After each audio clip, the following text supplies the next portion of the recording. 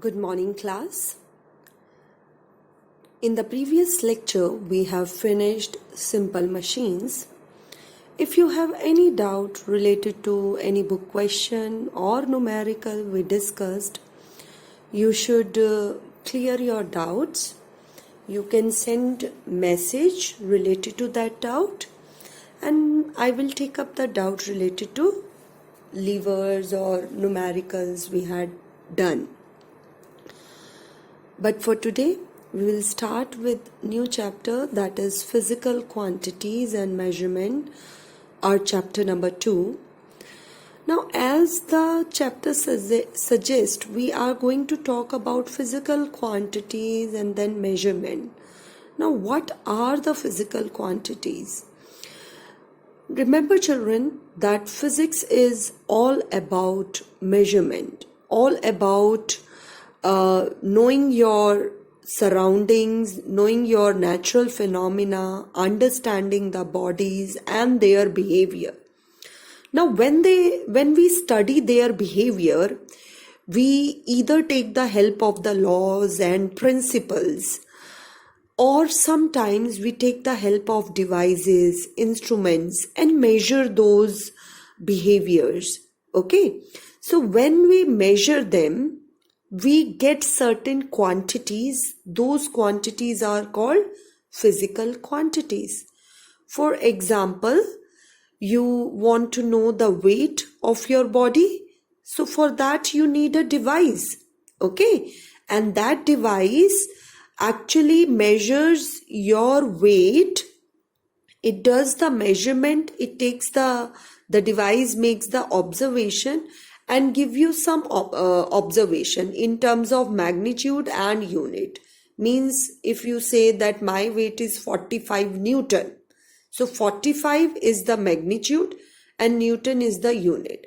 So basically all the physical quantities, when they are measured, when you take the observation of any physical quantity, you get a magnitude and the unit. And for that, you need a device or an instrument. Here I have given few examples. For example, one, that is mass. Now, mass is a physical quantity. If you measure the mass of anything, say for example, a packet of atta, okay, a flour is there and you measure its mass. It is 10 kg. 10 will be called as the magnitude and kg will be called as the unit. So what happened? What we get from the observation, when we were trying to study about the weight and the mass of the wheat flour, we get a physical quantity mass. This physical quantity help us in knowing about the mass of the object. This physical quantity is expressed in terms of magnitude and unit. Now, to get this magnitude and unit, you require a device that is called beam balance. Yes? So, whenever you are studying physics, you need physical quantities. Those physical quantities are expressed in magnitude and unit, but these magnitude and units you get only when you have a certain device. Let us take one more example. I want to measure the temperature. I want to study temperature of a body. So temperature is another physical quantity. Say a body has 99°F temperature.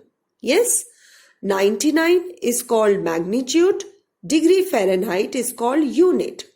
Okay, now from where we will get magnitude and unit? You will get it using a device or a measuring instrument that is called thermometer. Yes, so what again? Let us recapitulate what we have learned till this point. We have learned that in physics there are certain physical quantities. These physical quantities we measure using certain devices, and these devices gives us magnitude and unit. One more example of physical quantity, that is time. Time, for example, it is 1 hour 30 minutes. So 1 and 30 will be called as magnitude. Units are hour and minute here. Yes, and the device used is clock.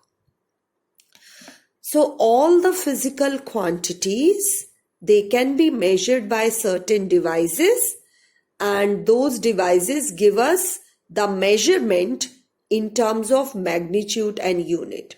You can express your measurement as NU. N is number. What number you get, like here 10, 99, these are the numbers. Unit, that is in what what standard you have measured it.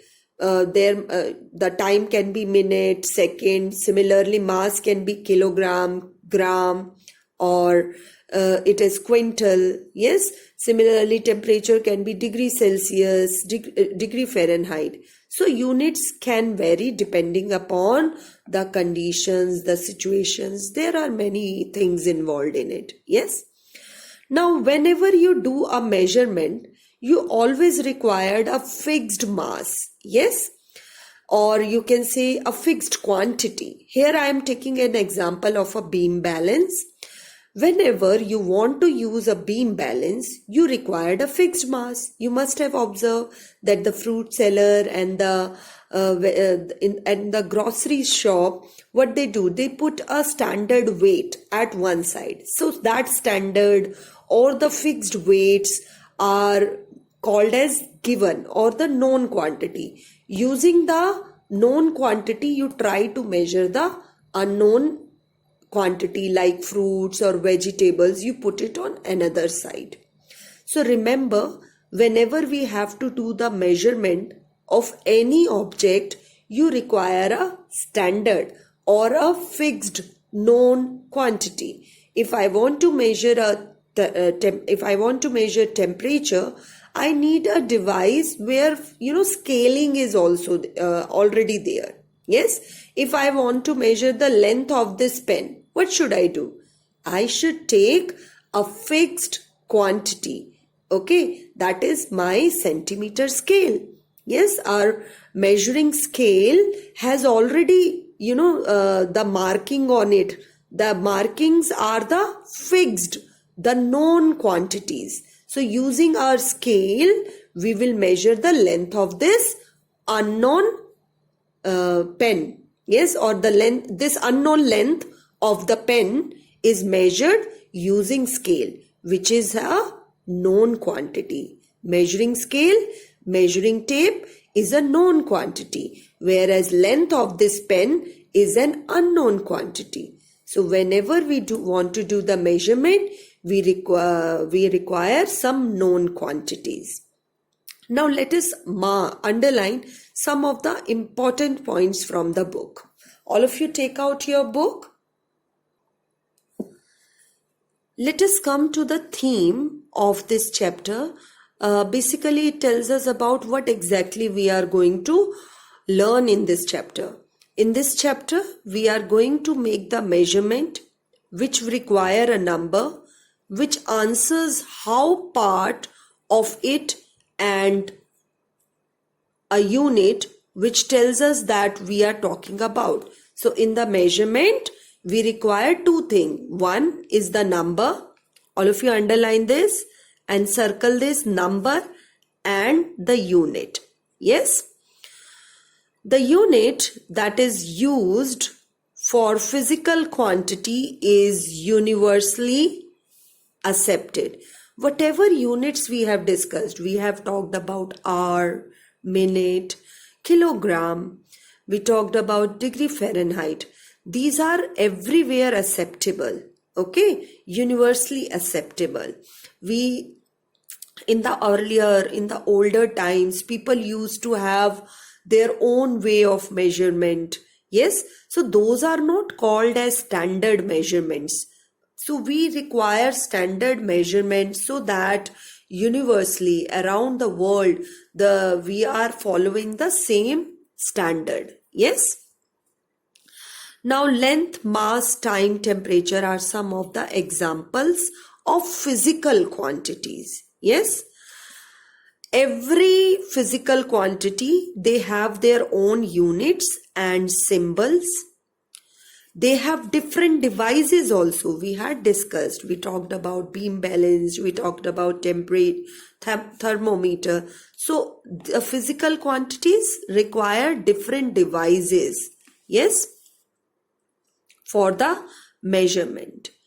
Now area is one of the example of physical quantity which further depends upon other quantity, that is length and breadth. So when you will be studying physics, you will find that all physical quantities are not measured through devices. Some of the physical quantities depends upon other physical quantity, like area. Area depends upon length and breadth. So you don't measure area. What exactly you measure? You measure the length of the object or breadth of the object, and then you take the product, yes, and you get the area. So what is area? Area, which depends upon L for length and breadth for B for breadth. It is the product of length and breadth. Yes, we don't have device to measure area, but we have a formula to measure area.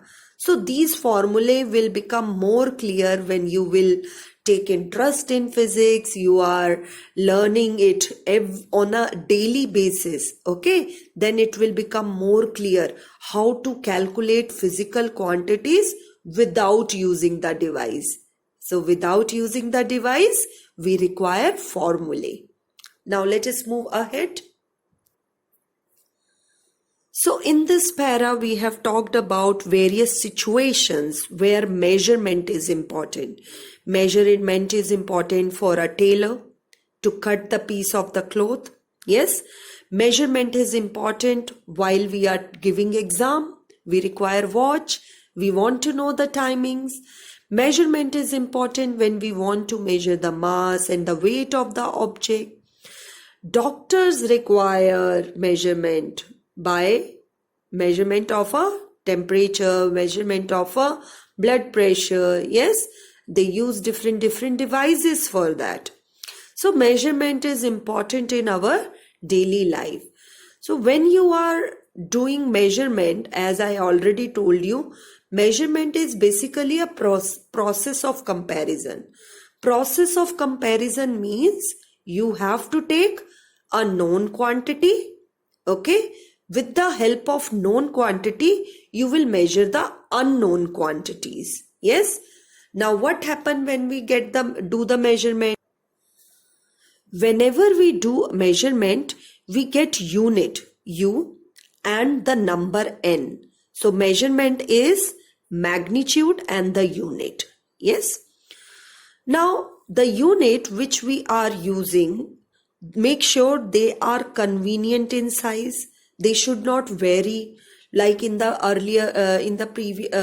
older times, people used to take the length of their palm or their foot. They used to measure it with the foot or hand span. They were using all that, but those were not correct all the time. Yes, they vary from person to person. So we have to use units which are convenient to use. And they are universally accepted. When we say universally accepted means everywhere they are constant. They are same. They do not change from place to place. So now let us mark the definition for measurement. It is the comparison of unknown quantity with a known quantity. And when we get the value, that value is called a magnitude. So like I have underlined so many important points. You should also underline in your book. Pause the video and underline it. Now here we have different systems of measurement. Somewhere if we have smaller units, we try to use CGS system. CGS system for smaller units. Centimeter, gram, second. C for centimeter, G for gram, S for second. In our older times, people used to use foot, pound and second, which is not common nowadays. but the most commonly units, they lie in MKS system. Now what is MKS system? Look here, M for meter, K for kilogram, and S for second. So this is also actually the metric system. This is also called as metric system.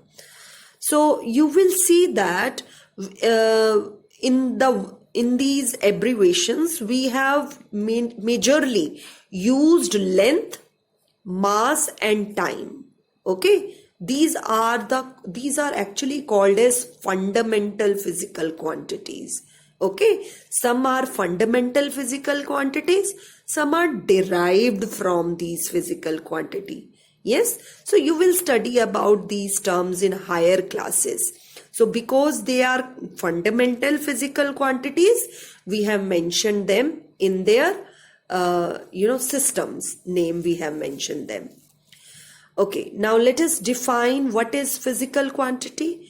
A quantity that can be measured. I told you physics is all about measurement of height, measurement of density, measurement of force. There are so many quantities which we have to measure.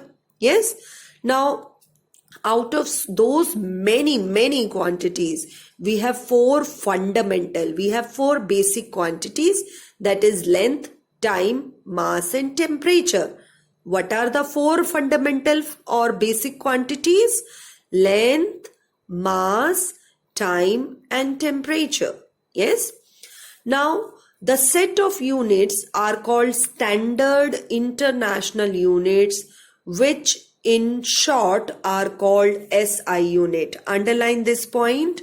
The set of units which are standard international units, in short, are called SI units.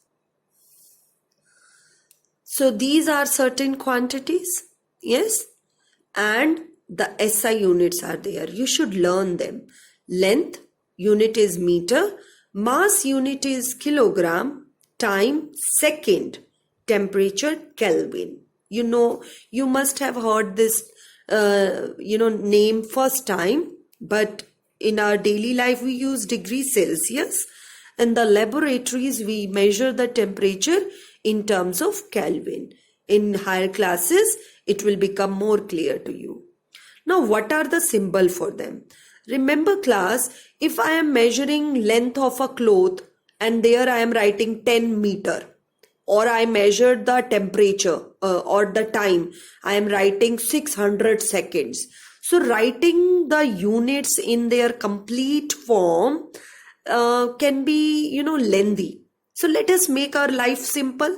How to make the life simple? Just use their symbols. Meter, instead of writing complete meter, we will write down symbol, that is M. Instead of kilogram, let us write down kg. Instead of seconds, let us write down S. And Kelvin, capital K, not small k. Okay.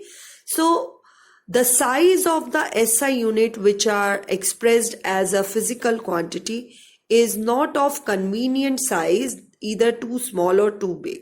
So these are the standard unit, but every time we don't use meter. For example, I want to find out the measurement of this tip of my pen. Now I can't use centimeter scale. I can't use measuring tape which is used by a tailor. This is a very small tip. Okay, this is a very small tip. So I can't use them. So what should I do? I need another system of unit. Or if I say, tell me the distance between Mumbai and Agra. Okay, Mumbai and Agra, very far from each other. Or Jammu Kashmir to Kanyakumari, I want to measure it. Do you think measuring tape will help me? No. Okay, so sometimes what we need bigger quantities, and sometimes we need smaller quantities. Yes, so therefore we have different Units. Here millimeter, which is the symbol actually is small m, millimeter, small m. Yes, centimeter symbol is C, and if I am saying meter, I will use M. So there millimeter symbol is M, centimeter symbol is C, kilogram, kiloliter, yes, the symbol is K. And here they are showing the conversion for SI unit. Agar mujhe millimeter given hai, how to convert it into SI unit? Multiply by 10 raised to power minus 3. Okay. I have say 1 millimeter. 1 millimeter is equal to 10 raised to power minus 3 meter. So these are the standard values. Agar meter nahi hai, you have liter. Then also the same thing. 10 raised to power minus 3 liters. Then if it comes your gram, milligram. If it is milligram, you will say 10 raised to power minus 3 kilogram. Yes? Sorry, gram. 10 raised to power minus 3 gram you will say.